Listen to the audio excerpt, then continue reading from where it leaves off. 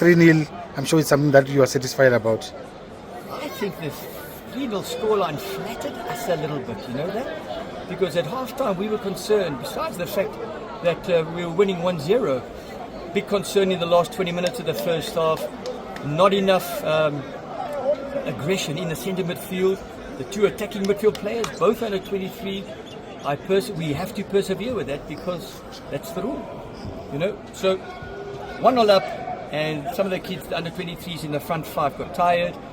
A little bit of penetration through the middle for the opposition. I'll tell you what, if they had scored an equalising goal at half time, that game would have been very, very competitive.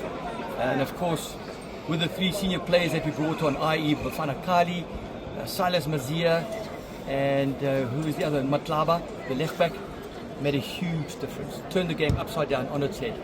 And of course, once you score the second goal, they made a substitution where they thought, I think that was their plan of action, to play 4 in the front line and only 2 midfield players, i.e. a 4-2-4. And then just as they made their change, 3 or 4 minutes after that, we scored that second goal. And I think it took the wind out of their sails, you know. And after that, once we started to just keep possession of the ball, it became very difficult for them. And Bafana Kali scored that final goal.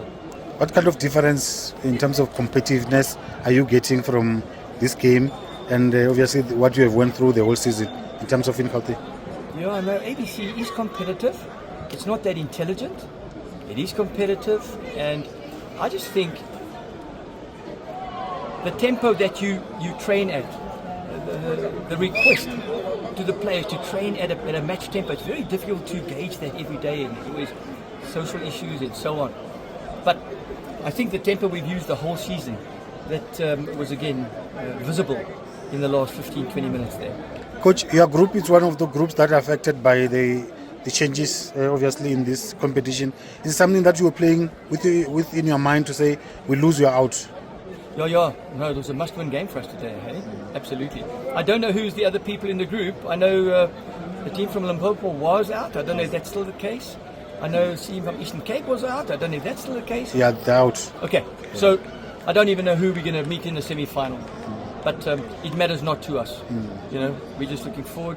We want to go to the NFD. Chairman Josie Anejo has been absolutely fantastic with us.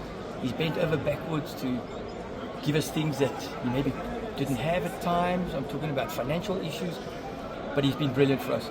So I take my hat off. I give full credit to our Chairman Josie Anejo. Coach, you had someone like Roy Mahamuka. What role do you think he played like throughout the season, not only today? Okay, Roy's 44, so he's not going to play every game at match tempo.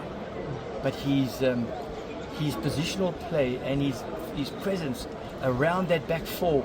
You must know today, it's the first time he's played a competitive game in maybe 2.5 months. And the way he played, he controls everything. He was just so calm under pressure, you know. But he makes mistakes, like all of us. So, but today he was fantastic.